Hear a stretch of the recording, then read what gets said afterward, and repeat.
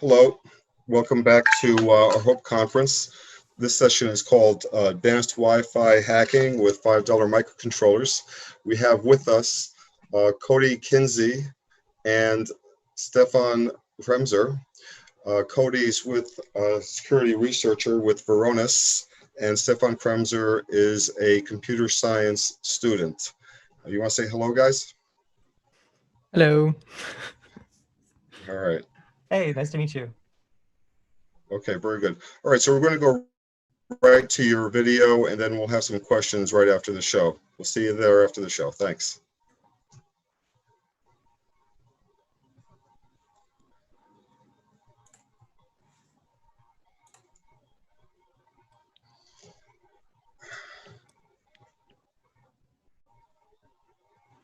Hello, everyone. Welcome to our talk on Wi-Fi hacking with microcontrollers, although the alternative title to this is Why You Should Be Afraid of Smart Light Bulbs. Today, I'm also going to be joined with Stefan Kremser, who is the creator of most of the software that we're going to be talking about today. All right, so who am I? Well, if you haven't seen the Nullbyte channel, the Hack5 channel, the Ready channel, or the Security Forward channel, I am the host of all of those shows. I also have started the production company that's behind all those shows called Redia. So if you see Redia, that is me. If you want to follow me after this presentation, you can always do so on Twitter at Kody Kinzie. And my specialty is Wi-Fi hacking, open source intelligence, and generally just really small, cheap devices, because I'm really interested in the types of devices that anybody has access to and that are really, really cheap to buy. So that's what we're going to be focused on today. And there are a bunch of contributors to the ability to hack Wi-Fi on the ESP8266. The most substantial contributor is Stefan Kremser. Stefan, you want to introduce yourself? Hello. Yeah, I mean, I wrote the thing we're gonna talk about most of this talk, I guess, the ESP8266 de-author, and yeah, I do a bunch of like microcontroller hacking stuff, mostly Wi-Fi though.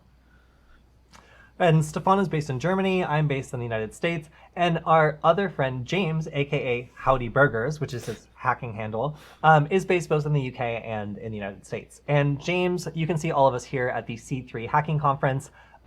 We all met and started working on a couple ideas to really push the envelope in terms of what this could do. I had a lot of ideas for Wi-Fi attacks that I wanted to try out, as well as some Wi-Fi games, and Stefan had a ton of experience making these little devices do things that they weren't supposed to do. Now, combined with James, who managed to create a really simple interface for us to use, we managed to put this push this project a lot further than we ever really thought we would. So we're really proud of our results, and you can see here all of us having a great time at C3, and also everybody that isn't James is also James. So we also were inspired by some other people's work. Personally, I was really inspired by Matthew Van Hoff. He is a Wi-Fi security researcher who has discovered a number of really interesting attacks against Wi-Fi, both WPA2 and the upcoming WPA3. I had the opportunity of interviewing him fairly recently at a conference, and I was really inspired by some of his work that we'll be citing today in our presentation. So I'm going to let Stefan explain what a microcontroller is, because it's an important thing to understand when we're talking about what these things can and cannot do. If you've worked with like a Raspberry Pi before, then it doesn't really prepare you for what this is, because this is a level below a Raspberry Pi. It doesn't have an operating system. It requires you to know, if not a little bit of programming, then at least how to upload other people's programs. So Stefan, go ahead and take it away and explain what this thing is that you've been working with for several years now. Yeah, so basically this is a very small, inexpensive piece of hardware that you can program. So yeah, think of it like some piece of hardware that does a thing. For example, it has Bluetooth or Wi-Fi, which is what we are going to talk about today. And yeah, you can program it and tell it what to do, like open an access point or whatever. And the code runs directly on this piece of hardware. So this is like a tiny computer all bundled into one chip. And yeah, you can program this, for example, with the Arduino IDE, which makes it a lot more user-friendly, and you can tap into the whole community there.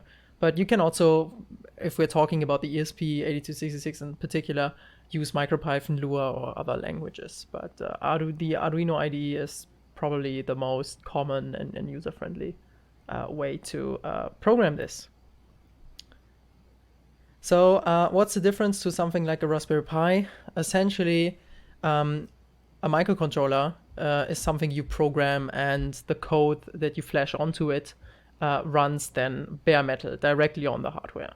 There's no operating system in between. Maybe there is some like real-time operating system, but that's something more specific we won't cover here today. But essentially, you flash a piece of software, so a piece of code, compiled code onto the memory, and then this piece of hardware just runs it. That's it. You have direct hardware access to the inputs and outputs. So these like I/O pins you can see on the picture on the left, we have a LED connected that you can control, which doesn't have resistors on there. Kody, what did you do there? I always do that. Resistors are meant to be destroyed in the pursuit of science. Yeah, whatever. It's a 3-volt microcontroller. It's gonna be fine. But essentially, these things are low power, small size, and often very cheap. And you have this very direct hardware access. But a Raspberry Pi is more like a tiny Linux computer. So you have Linux running, you need like a micro SD card to install it. The advantage here is if you're used to Linux and like desktop OS kind of things, you can just run the same code on this thing because it's like a tiny computer. It runs the same software. It has a lot more computing power, less than like a desktop computer, but a lot more than something like a microcontroller. But that also means that it's bigger, it's more expensive, it gets hotter. It's not really a thing for all applications you can think of. But compared to a microcontroller, it has advantages and disadvantages. One advantage definitely is that you can run the same code because it's Linux, but you also have desktop like I/O, like USB, Ethernet, and those sorts of things. Yes, you need a lot of accessories to get started with it as well, as opposed to a microcontroller where you just plug it in. Right, yeah, the microcontroller, you just flash it and then it runs something. The Raspberry Pi, you have to install a bunch of stuff to set it up first. So how would you program a microcontroller? I already mentioned the Arduino IDE. And basically how this works is a very oversimplified version. You get some piece of software, for example, the ESP8266 deauther that you can get on GitHub. Source code is available there. So you download that piece of code or you write your own, open it in the Arduino IDE, which is like a very simplified, user-friendly IDE. You select the board you want to upload it to, so the kind of microcontroller or development board you're using, and then you just press upload. It will compile the code and send it over USB to that microcontroller, and then you have it flashed, have the software installed. That's kind of it. So what is this ESP8266? Essentially, this is a Wi-Fi system on a chip. So it's a tiny computer with a tiny computer with Wi-Fi, all in this tiny 5x5 millimeter package. You can see it in the top right corner there. I'm sorry, what's a millimeter? Or 0.2 inches. Thank you. Sorry, this conference is in America. Sorry, guys. Right. Okay. So tiny thing, all in one little piece of hardware. But again, then like, what do you do with this chip? Like, can't really access it. So that's where development boards come in. So some development board examples is the VMOS D1 Mini. Maybe you also have heard about the Node MCU. The VMOS boards are something you can see in the bottom picture there. And those are insanely cheap. You can see it starts at $1. And that's essentially a little PCB that has the ESP8266 on there, together with another chip and a USB connector. So you can talk to it over USB. Also has, the required power management and also breadboard friendly pins. So you can put it in a breadboard and control LEDs and that sort of things. Basically making the whole thing very accessible, easy to program, and makes it easy for you to get started right away.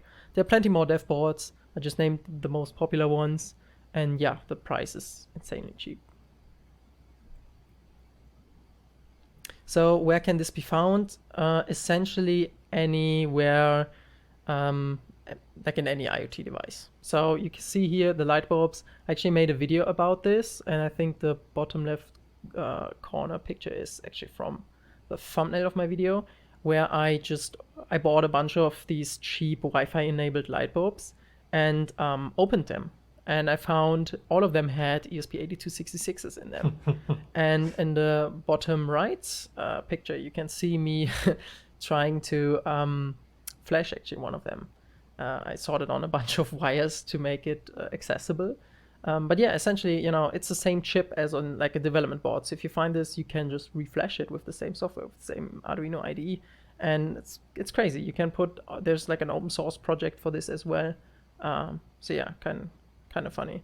So you find so this think about evil light bulbs is kind of the subtext here. Not on this particular demo, but think in the future evil light bulbs. Right. What we are going to talk about is like how you can hack with this Wi-Fi chip. It's quite interesting if you think about where you find this, and that's in like all kinds of IoT devices. And yeah, just think about you can reflash and like override the default firmware and have like a light bulb do all the crazy stuff we're gonna get into now as well. So maybe you have also heard of the ESP32. I'm just gonna go over this quickly. It's the successor of the 8266. You know, it has more power, has a dual core, a lot more RAM, more I/O, but most importantly, Bluetooth support. So that can be quite useful. And yeah, a bunch of more pins you can see in the bottom. Not always breadboard friendly, but if you have applications that need that, then yeah, that's more useful. But it also means you pay a higher price. This is a chip more around $5. If you buy just a chip, then it's a bit cheaper than a development board. But yeah, in the grand scheme of things, still very cheap. And that's, yeah, you find this basically anywhere you would find an ESP8266, but in applications that require a bit more data processing. Because of the more RAM and CPU power this chip has, it can do stuff like basic video streaming or surveillance or even facial recognition. And that's where this ESP32 cam dev board you can see on the right bottom comes in. You can actually buy this, quite easy to use. And Kody actually made a video on, I think, Hack 5, right? Where you use this. Yeah, so if you want to check that out, we have a video on using the ESP32 camera's facial recognition built-in capabilities, and then how you can actually break them. So if you check out Hack 5, defeating facial recognition, there's a really good video on how these little microcontrollers can actually do facial recognition and how to mess them up. Yeah, it's crazy. So again, differences real quick. The 8266 has more limited power, but and it doesn't allow us to sniff full Wi-Fi frames, but we can still access, you know, like the basic metadata, which is essential to the types of attack we're going to talk about. It doesn't have Bluetooth. It does, however, allow us to do unrestrained packet injection, meaning we can define our own Wi-Fi packets, our raw frame data, and just send that out over the radio. No restraints, basically. Meanwhile, on the ESP32, we have a lot more power because of the dual core and all that stuff. It offers a better sniffer API that is like unrestrained in any way. So we can sniff all types of packets, full length and all that. It comes with Bluetooth as well, but it doesn't allow us yet to inject our own packets completely unrestrained, at least. Only a few. So for example, it can't de-auth, which is a attack we're gonna cover today. So basically, think of it like the 8266 right now can send whatever we want, and it's really, really cheap, but it doesn't have that much power. But the ESP32, a bit more expensive, can do more of the signal intelligence stuff, but it can't really send packets, not as well. So the 8266 for security research. Yeah, so with a guy I partnered up with, we actually created these development boards that you can use, that you can just buy and pick up and use as a hacking device. So this comes with a firmware I wrote pre-flashed, and because it has this little OLED and the little button and LED, it makes it very easy to use just right away. But it's still a development board, so you can actually flash your own code onto it. So that's really useful. And yeah, it removes the whole having to interface over Wi-Fi to controllers or any other things. It's just like you buy this thing, you pick it up, you can use it right away. So how did the ESP8266 learn to hack? Basically, it was always able to do packet injection and sniffing, but these functions are not really well documented. There are also some limitations. For example, you can't sniff the full packet length and you can't inject all types of packets. But if we use an old SDK and apply some changes, we can actually undo the whole sender restraints. So we can send whatever type of packet we want. And the combination of this sniffer and an unrestrained packet injection means that we get a tool or piece of hardware that we can use to turn into a very good hacking tool, because we can do most kinds of Wi-Fi attacks with this. We can't get into like stuff that runs in the network, like if you're connected to a network, for example. That's more complicated if we talk about encrypted connections and those sorts of things. But everything that works on the overlying Wi-Fi layer is doable, even though the sniffer is somehow limited, because we can get all this metadata. We can do all these great attacks we're going to talk about now.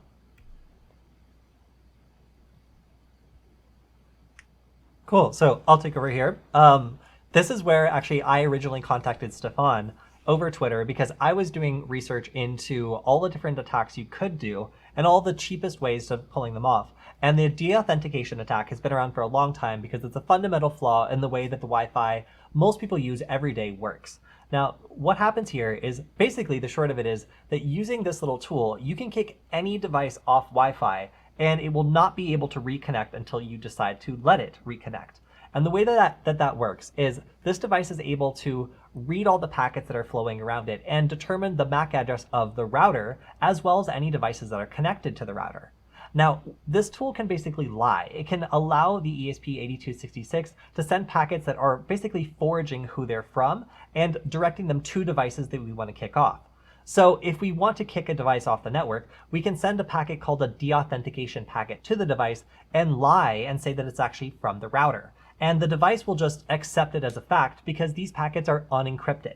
They're used to manage connections, and because they're often used before a device is fully connected to a network, they can't be encrypted and they need to be in plain text. So we can take advantage of that to basically use this small tool to lie and figure out what the MAC address of any access point nearby is, so that we can kick their clients off and do so either continuously or just once in order to do something like grab a Wi-Fi handshake. Now, another kind of attack we can run is called a disassociation attack. And this is basically a very similar type of packet that's used for everyday things. And it's important to note that these packets are normal. They are used to regulate Wi-Fi connections. Maybe you're moving to a new Wi-Fi network, or maybe you're going out of range. Maybe your phone turned off the Wi-Fi connection. That's what these packets are for, and they're necessary to maintain normal Wi-Fi connections. So what we're doing here is we're abusing these normal everyday packets to create undesired behavior on the network by targeting a specific device and bombarding them with packets that seem to be from the router, telling it to disconnect. Now, these packets have slightly different effects on different devices because some of the way Wi-Fi works is determined by the manufacturer, and we can use one or the other of these packets in order to attack devices that are on the network according to the tool that Stefan has written here. So why would you want to do this? Well, as you already mentioned, you can use this to attack things like IoT devices, like maybe a web camera that relies on an internet connection in order to be useful. You can target individual devices, like maybe a cell phone or a laptop. Or you can also just do this to herd a device from a safe network onto a sketchy one, which we're actually going to be doing a demonstration of today, where we get someone to automatically join an evil access point using the ESP8266. Now, if we have another Linux computer like a Raspberry Pi, or even if I just have this MacBook Pro here, I can pop open Wireshark and then use the ESP8266 to briefly disconnect any device from the network. And as soon as they reconnect, I can capture the Wi-Fi handshake and try attacking it with a tool like AirCrackNG, which could give me access to the Wi-Fi network in its entirety. So I like to think of these as almost a replacement for a wireless network adapter in some regards, because they're kind of like a programmable wireless network chip, where you can preload it with different behaviors and then script them to do basically whatever you want in order to maybe help out another attack, or be able to do something like generate a Wi-Fi handshake in order to save time, or if you're on a device that's not capable of doing this sort of packet injection. So our first application of this, and one thing I was fascinated by, and you'll see I think the link on the next slide or in the resources, is the de-auth detector.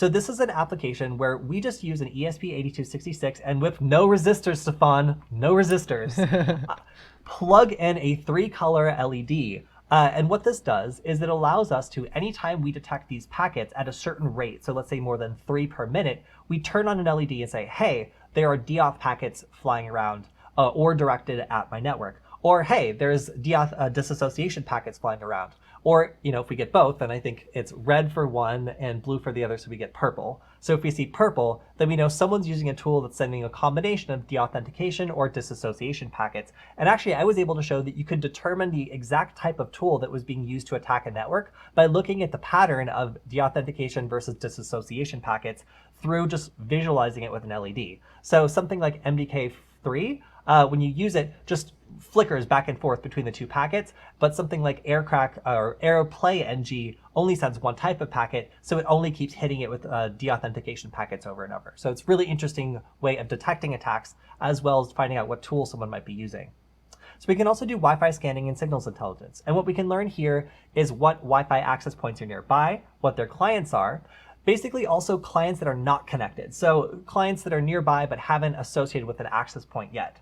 We can also see from those clients that haven't associated yet, I guess I would say, trusted networks or networks that they've connected to in the past. So this is a feature where a device that has recently connected to Wi-Fi networks is calling out for them in plain text using the real name of the network. So we can identify information about where a device has been by listening to these broadcasts. We can also determine the manufacturer of devices and even search through them by this. So if we want to find, for example, every Nest camera in an area, it would be relatively simple for us to do so. We can also determine signal strength information. So this gives us relative information about how close a device is, maybe if it's increasing or decreasing in signal strength, or when it's present or not present. And we can also see activity. When is somebody using data packets, or when is someone actually connected to a network using it, or when is their device just idly connected to the network, not actually being used. Now, another application Stefan made possible through his PCAP library is the ability to actually save in an Arduino device a PCAP file to an SD card. Or you can, well, in a limited fashion, stream it to Wireshark and be able to open packets and see them, but they are limited because you can only see basically what's called packet metadata, or the first part of the packet, because the rest of it is cut off. So the ESP8266 can't see everything. The ESP32 is more capable of digging into packets and better suited towards doing the sort of packet sniffing. But the fact that you can use this as a packet logger to do something like determine when someone comes and goes from a house or something like that is a really cool application of this sniffing ability. Now, I really like the ability to create fake networks. And the ability to create fake networks is something that leads into some of our more advanced attacks that we're going to go into in a little bit. Now, there's two different types of fake networks that we can create. We can create purely fake networks that basically devices could never actually join. And this is called a beacon spamming attack, where we're creating the appearance of all these networks by broadcasting the packets that advertise a network is there without any of the subsequent packets that allow a device to connect. Now, the alternative to this is that we can also create an actual access point that someone can join. And this means we can capture devices or basically have them join our network and then do something like either drop the connection so they're not able to connect to data or serve them up a phishing page. Now, in our first example, devices still will react as though these networks are real. So even though we're creating fake networks, devices around us will react as though they were real. And we can, for example, monitor when devices are trying to connect to these fake networks in order to determine which one of these fake networks they've connected to in the past. So now we're going to get into the first version of the Wi-Fi deauther, the V2, which has a lot of really powerful features that make it easy for beginners to learn and use on pretty much any device. Stefan, you want to explain the Wi-Fi deauther V2? Yeah, you said first version and then V2. This is the second version. Sorry. So the current version. And it's like this Wi-Fi attack platform. So basically a piece of software you can flash onto an ESP8266 and it can run all these attacks that we're going to talk about or already talked about. And makes it really easy because this thing basically it runs on any ESP8266 development board or just like the raw chip. You just have to get the code onto it and then somehow give it power. And it will open an access point, so a little Wi-Fi network you can connect to, where it also hosts a little web server. So if you then go to the right IP address, you're greeted by a little web interface where you can control the whole thing. And this tool allows you to do beacon spamming and the de-auth attack where you disconnect devices. And you can even script to a certain extent the whole functionality. So this is the web interface I talked about. We use the Wi-Fi interface. We also use to attack and sniff for devices. We can also use that to have this access point on and this web interface available for you so you can control it. This is basically a way of to control this tool. It's very easy and user-friendly.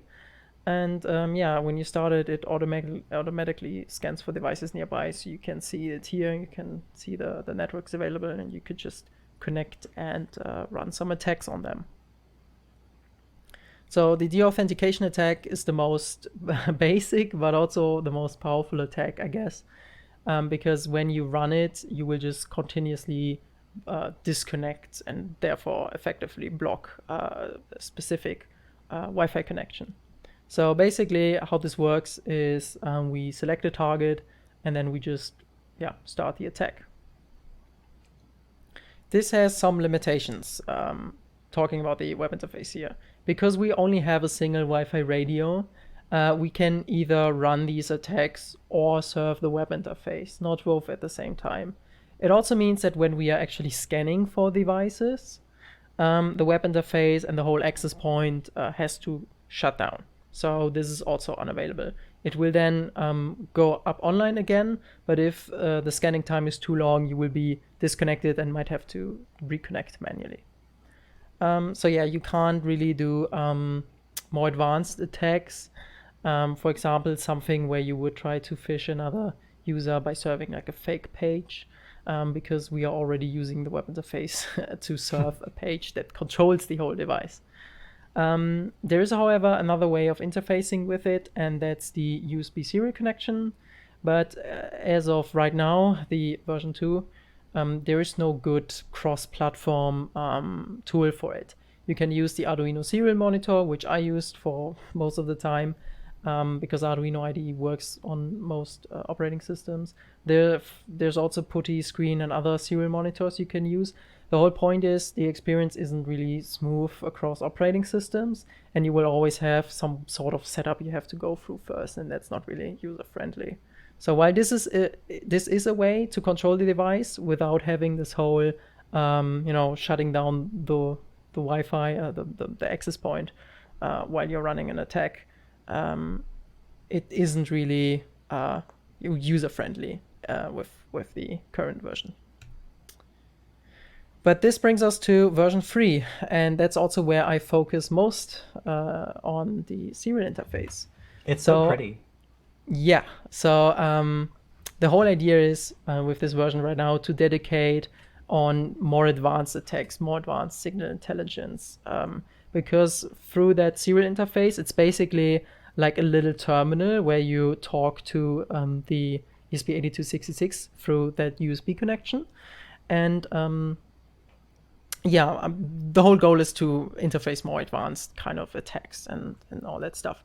And as you can see, it's pretty formatted here. You have colors and everything. The whole idea is just to make it a bit more advanced and circumvent this whole Wi-Fi radio problem by using the serial connection.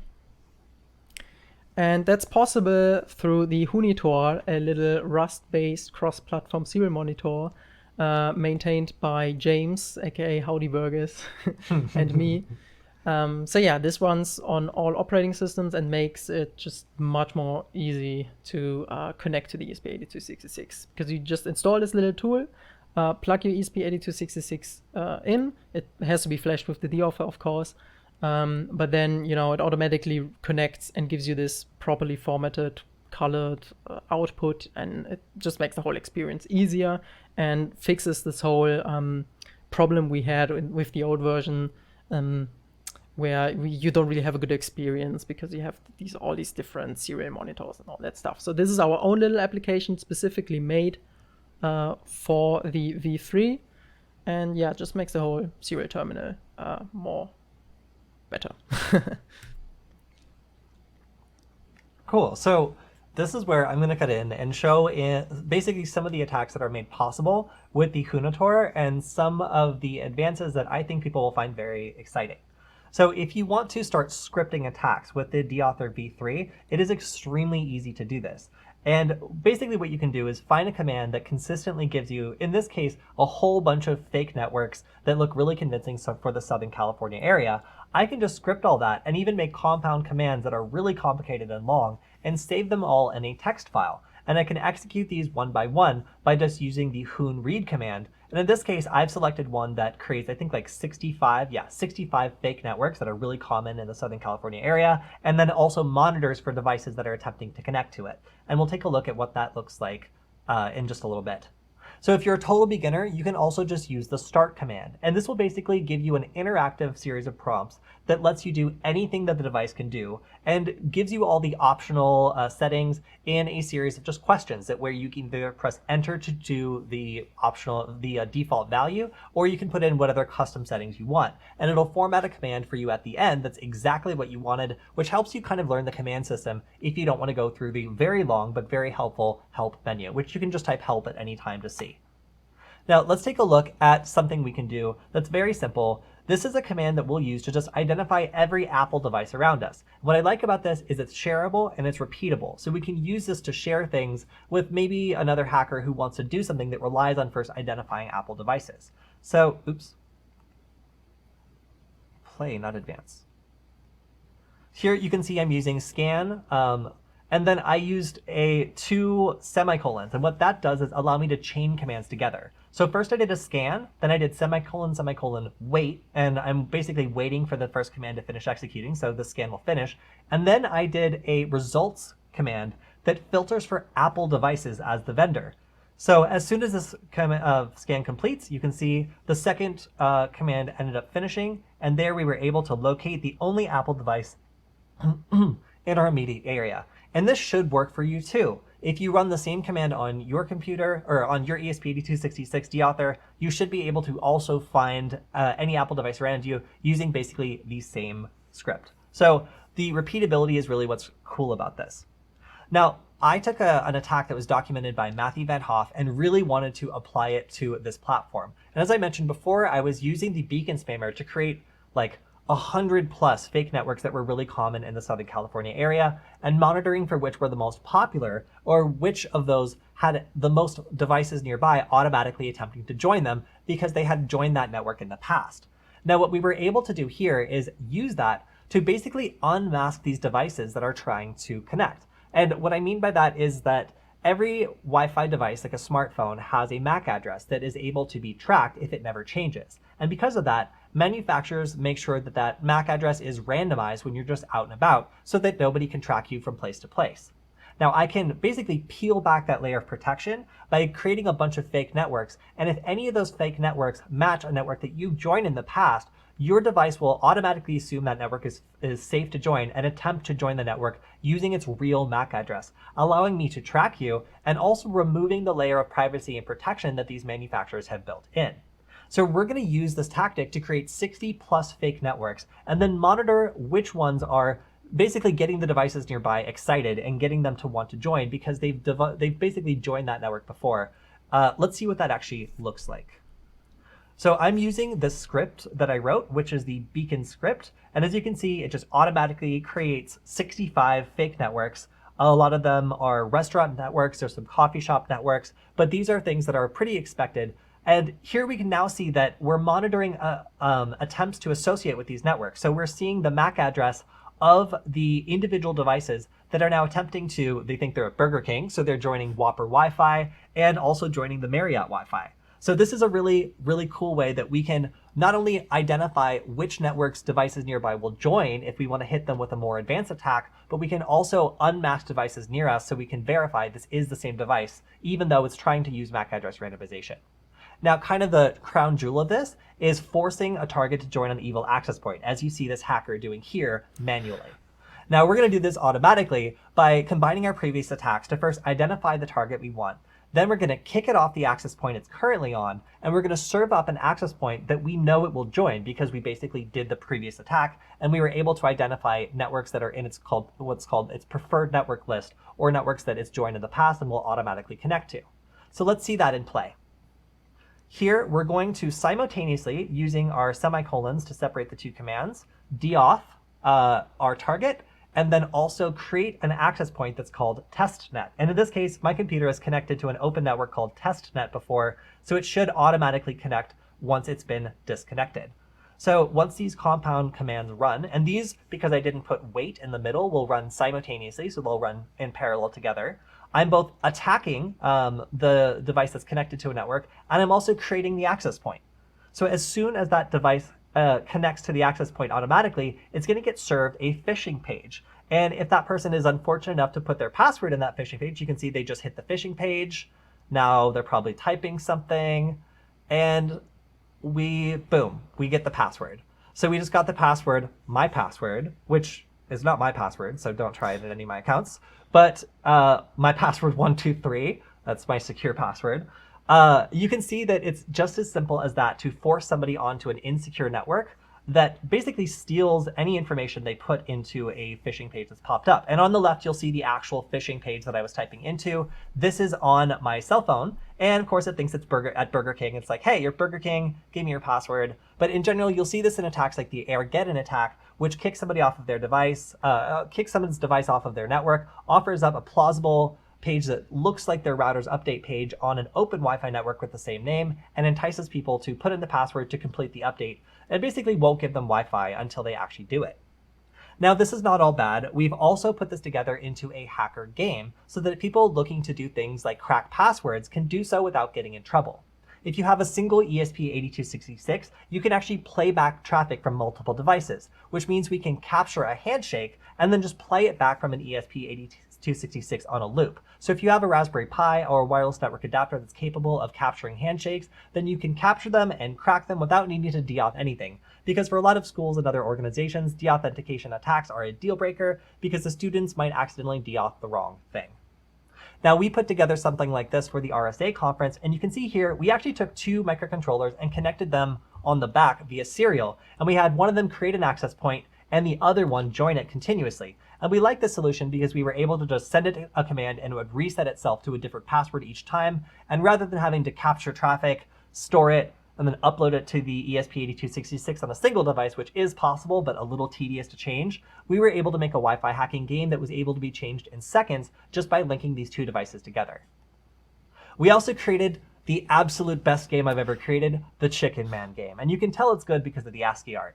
Now, what this is basically two different teams. Each team gets a Raspberry Pi computer running Kali Linux, and then we have two access points for them to hack, each on an ESP8266. Now we have a third ESP8266 that keeps the score and also lights up a string of NeoPixel LEDs. And as one team starts to win, it'll shift the lights from one team's color to another, so any spectators can see who's winning. Now, this is a really cool game because it lets large groups of people get together and hack. It's a safe target that people can basically attack that will react to their attack so they can see when they're winning. And it's a really great way for groups of people to learn to do this. So if you want to check out a really great Wi-Fi hacking game, Stefan, myself, and my friend Brandon all collaborated on this project, and it's proved to be very popular. Now, our future goals for this project are numerous, and we're almost out of time. But basically, we're looking at customizing phishing pages, making proximity-based sensors, so basically being able to tell when a device comes close by monitoring signal strength, and either triggering a script like maybe doing some de-authing on the device, or plugging this into a computer so you can monitor the signal strength of a targeted device and maybe execute a script on your laptop as soon as a certain device is nearby. You can also expect us eventually to get around to doing more signals intelligence stuff because that's a big passion for Stefan and I. And I'm really passionate about trying to eventually exploit Internet of Things devices automatically after we're able to detect them by their vendor ID.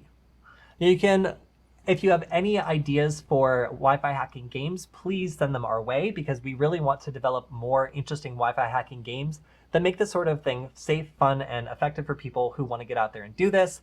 And of course, the ability to record full PCAP files to actually grab handshakes and maybe even try to crack them against a really common list is something we're looking at in the near future, just to get the absolute lowest hanging fruit and see if we can actually do some cracking on the ESP32. Now, if you want to follow up with anything you've seen in this presentation, check out our Discord server. You can see the link on the top there. You can join our meetups, which are no longer just in LA since everything is online here at the Cyber Weapons Lab LA meetup group. You can also check out the Chicken Man game, the ESP8266 deauther, the Hunator serial monitor, the deauth detector, WPA2 handshake generator, the 2 ESP8266 Wi-Fi dual game, the beacon spammer, and finally the ESP8266 CTF game compilation GitHub at these links here. Please go ahead and take a picture or check this out later. I think you will find all of these links very interesting. So that's our presentation. Thank you, Stefan, so much for not only joining us today, but also doing all of this incredible work on making these small, low-cost devices accessible for anybody who wants to get started with Wi-Fi hacking, as well as advanced hackers who want to maybe start scripting attacks that wouldn't be possible for such a cheap price if you hadn't put in so much work. Yeah, you're welcome. I mean, this is quite fun for me too. So, yeah. Cool. So that's our time. I'm looking forward to any questions in the Q&A. And again, if you want to follow our work, you can always follow me on Twitter at Kody Kinzie. And Stefan, what's the best way to follow you? I guess Twitter works at Spacehoon, or just anywhere else you find Spacehoon. At anywhere Spacehoons are sold, you can find Stefan's work. Yeah. Also, All right, guys. To iterate more, we are working actually on a new Discord community. You saw the link in the previous slide. So if you want to join, you're welcome. Yeah. Yeah, please. We would love to talk to you, hear your questions, and even if you don't get a Ideas. chance to ask your question or give your idea in the Q&A, you can always do so in our Discord community. All right. Thanks, guys. Bye. Bye.